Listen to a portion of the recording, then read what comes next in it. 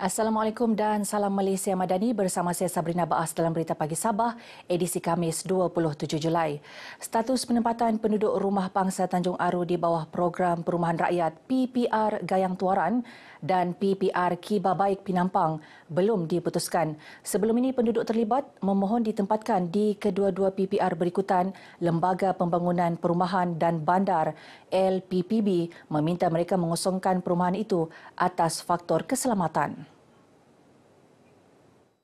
Bercakap kepada media, Timbalan Ketua Menteri Datuk Shah Hilmi Yahya berkata beliau akan menghubungi Kementerian Kerajaan Tempatan dan Perumahan bagi menyelesaikan isu berkenaan secepat mungkin. Kita pun kerajaan prihatin, takkanlah kita mau halau orang-orang yang belum ada rumah, kan? Tetapi bear in mind, keadaan struktur di rumah pangsa tersebut sudah usang, ya, sudah usang. Mungkin ada beberapa unit yang mana struktur konkretnya sudah start cracking, spalling. Jadi kita juga prihatin terhadap keselamatan rakyat kita. Rumah Pangsa Kos Rendah Tanjung Aru mempunyai 320 unit dibina sekitar 1970-an untuk disewakan oleh LPPB dan kini diisytihar tidak selamat untuk didiami. Terdahulu, Datuk Shah Hilmi menyempurnakan majlis penyerahan tapak projek cadangan menaik taraf dan membaik pulih mini stadium Majlis Daerah Putatan di Putatan. Datuk Shah Hilmi yang juga ahli Parlimen Putatan memberitahu daerah Putatan bakal mempunyai mini stadium menjelang 2025. Projek ini yang turut melibatkan pembinaan astaka baharu dan naik taraf astaka sedia ada dimulakan hari ini dan dijangka siap pada 26 Januari 2025 dengan peruntukan RM7.89 juta. Apabila siap kelak, ia akan dilengkapi dengan padang bola sepak, trek larian sintetik, kelengkapan balapan dan lampu khas untuk acara malam. Saya menyeru kepada pihak yang terlibat, kontraktor, juru perunding, pegawai-pegawai kerajaan untuk bersikap proaktif dalam pelaksanaan projek ini yang mempunyai satu jangka masa yang agak pendek juga, 18 bulan untuk disiapkan. Umat Islam diseru untuk terus menabung bersama tabung haji untuk menikmati pelbagai manfaat selain memperkasakan lagi peranan tabung berkenaan. Sehingga kini TH berjaya menyumbang kepada masyarakat antaranya menerusi program tanggungjawab sosial korporat CSR kepada pihak kebajikan dan sumbangan fasiliti kesihatan kepada hospital kerajaan. Menteri Sains, Teknologi dan Inovasi Datuk Dr. Muhammad Arifin Muhammad Arif berkata, pelan penabungan di tabung haji berupaya memberi lebih banyak pulangan kepada masyarakat melalui program tanggungjawab sosial korporat CSR TH, selain pembayaran zakat TH kepada kerajaan negeri. Jamaah haji atau para jamaah yang telah menunaikan ibadah, yang telah menerima khidmat yang baik daripada tabung haji, agar terus menyokong dan mendukung tabung haji, khususnya menabung, khususnya membantu menyampaikan syiar kempen kepada masyarakat, menggalakkan mereka, keluarga kita, jiran kita dan sahabat kita terus menabung di tabung haji. Beliau ditemui media semasa menyambut ketibaan 274 jemaah haji Sabah di lapangan terbang antarabangsa Kota Kinabalu. Kerajaan memperuntukkan RM250,000 bagi memperkasa program Fiesta Sains, Teknologi dan Teknologi Kejuruteraan dan Matematik STEM di negeri ini. Pelan strategik yang dilaksana melalui Kementerian Sains, Teknologi dan Inovasi KSTI merangkumi 24 program dengan penglibatan 720 pelajar dari 86 sekolah. Setiausaha Tetap KSTI Datuk Zainuddin Aman berkata menerusi pelan ini, KSTI bekerjasama dengan Jabatan Pendidikan Negeri Sabah dan Pejabat Pendidikan Daerah PPD dalam mengaplikasi serta membudaya bidang STEM seterusnya melahirkan golongan belia berkemahiran tinggi untuk memenuhi pasaran kerja berteraskan revolusi perindustrian. Kita yakin dengan pelan strategik yang telah dirangkai ini, kita mampu untuk mencapai tahap penglibatan melebihi 40% pada tahun 2025. Sekarang ini kita on the right track dan insya-Allah pada penghujung tahun ini pun kita sudah melepasi tahap 30% dan insya-Allah pada tahun 2025 kita melepasi tahap 40 hingga 43%. Dan sasaran kita adalah untuk mencapai tahap 60% seperti mana yang disasarkan oleh negara.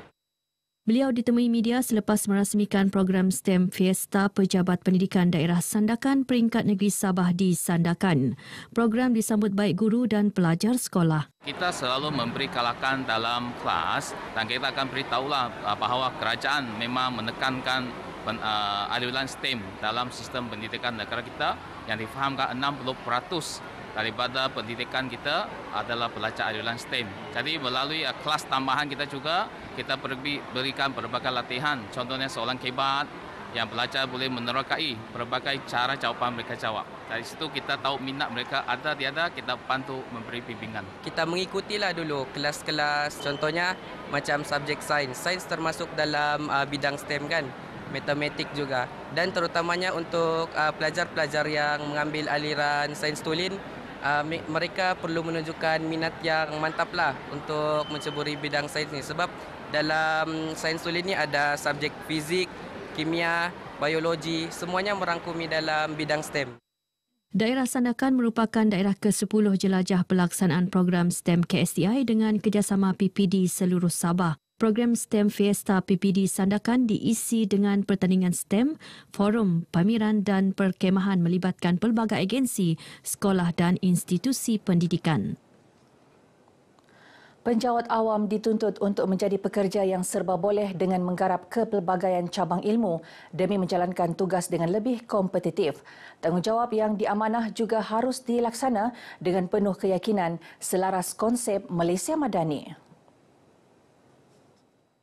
Pengarah Institut Tadbiran Awam Negara Intan Kampus Sabah, Dr. Muharir Kamarudin berkata, penjawat awam perlu sentiasa proaktif dan produktif, tidak leka dengan pencapaian semasa, berfikir secara inovatif untuk menghasilkan pendekatan kreatif dalam tugasan sekaligus memberi perkhidmatan terbaik setiap masa. Sifat berserta ini amat pentinglah untuk setiap penjawat awam, untuk mereka dapat meningkatkan produktiviti dalam meningkatkan dan sekaligus dapat meningkatkan kecekapan jabatan masing-masing. Saya yakin dan percaya apa yang telah disampaikan oleh Pak Nil sebentar tadi akan dapat memberi manfaat dan memberi impak yang baik kepada semua peserta seminar.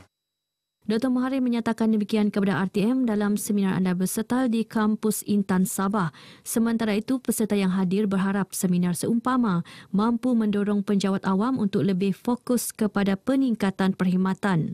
Saya dapat banyak manfaat lah apabila datang seminar Pak Nil ni. Daripada mula seminar tu memang dia bagi banyak pengetahuan ataupun dengan kata-kata yang bagi semangat lah untuk kami untuk memperbaiki diri. Seminar sebegini memang amat berguna khususnya kepada penjawat awam, Persekutuan Negeri. Versatile tu memang agak sesungguhnya istilah yang sangat luas lah. So memang amat berguna untuk kita menjadi penjawat awam yang lebih cemerlang dan terbilang pada masa akan datang. Seminar anda versatile disampaikan Dato' Aznil Nawawi ini dihadiri seramai 430 orang.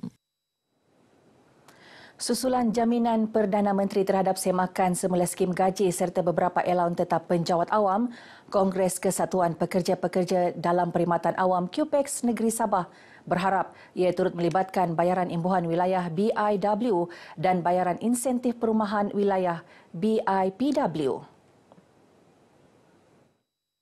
Ketika dihubungi RTM, pengerusi QPEX Sabah Ajulahin Jahmin berkata pihaknya menyambut baik hasrat Perdana Menteri Datuk Seri Anwar Ibrahim untuk mengumumkan beberapa imbuhan tetap kepada penjawat awam dalam masa terdekat. Jaminan semakan semula skim gaji serta beberapa elaun tetap penjawat awam yang akan diumum dalam masa terdekat, bukti Perdana Menteri Datuk Seri Anwar Ibrahim sentiasa melaksanakan apa yang beliau perkatakan. Dan bagi kami, QPEX Negeri Sabah, ini adalah satu kabar gembira. Dalam pada itu, Ajulahin memaklumkan penjawat awam Sabah akan sentiasa membantu dan menjadi pemuda cara kepada kerajaan dalam proses pemulihan ekonomi negara. Baru-baru ini, Datuk Seri Anwar menyatakan akan mengumumkan beberapa imbuhan tetap kepada penjawat awam dalam tempoh 2 minggu lagi. Datuk Anwar yang juga Menteri Kewangan akan turut mempengerusikan mesyuarat pengurusan pertama pelarasan skim gaji itu minggu depan. Semakan semula skim gaji diumum Perdana Menteri pada 7 Julai lepas dan memberitahu keputusan untuk mengkaji semula skim gaji penjawat awam dibuat berikutan tiada kenaikan dalam tempoh yang agak lama dan kali terakhir ia disemak ialah pada 2013. Sementara itu, pada 13 Julai, Perdana Menteri berkata skim gaji penjawat awam akan disaran dinaikkan secara berperingkat berdasarkan keupayaan ekonomi negara. Nasib seorang warga emas yang hidup sebatang kara di sebuah rumah daif tanah milik orang bersebelahan Taman Kinabutan Ria Tawau akhirnya terbela apabila mendapat rumah baharu melalui Rumah Harapan Rakyat di Kampung Kongsi 8 Tawau. Nenek Pariam Tukijan, 82 tahun, menerima rumah tersebut yang disampaikan Pegawai Khas Menteri Pembangunan Masyarakat dan Kesejahteraan Rakyat, Chong Kok Fui, mewakili menterinya Datuk James Ratib. Turut sama dalam penyerahan kunci berkenaan adun kukusan Rina Jainal yang juga setiausaha politik kepada Menteri Keuangan. Alhamdulillah juga dipermudahkan semua urusan hasil daripada kuasa viral mendapatkan bila makcik mula sudah tidak dapat tempat perlindungan lagi.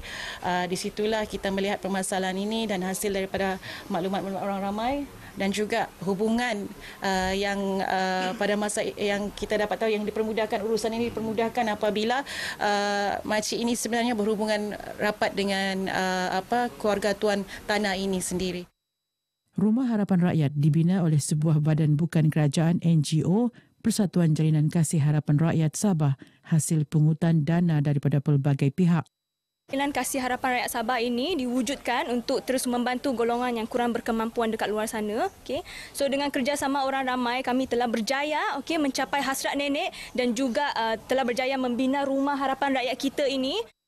Nenek Pariam sebelum ini tular di media sosial apabila pada usia itu masih bertenaga menjual krepeknya di sekitar Bandar Tawau selain mendiami rumah daif itu dan masih mencari cucunya yang tinggal di Indonesia. Baik, paparan itu mengakhiri Berita Pagi Sabah kali ini. Terus ikuti Berita Pagi Sarawak selepas ini. Saya Sabrina Baas, Malaysia Madani, tekad perpaduan, penuhi harapan. Assalamualaikum dan salam hormat. You are the motivation, RTM, especially for you. Noringon dinasi, onsoi kapio, osonong kopio.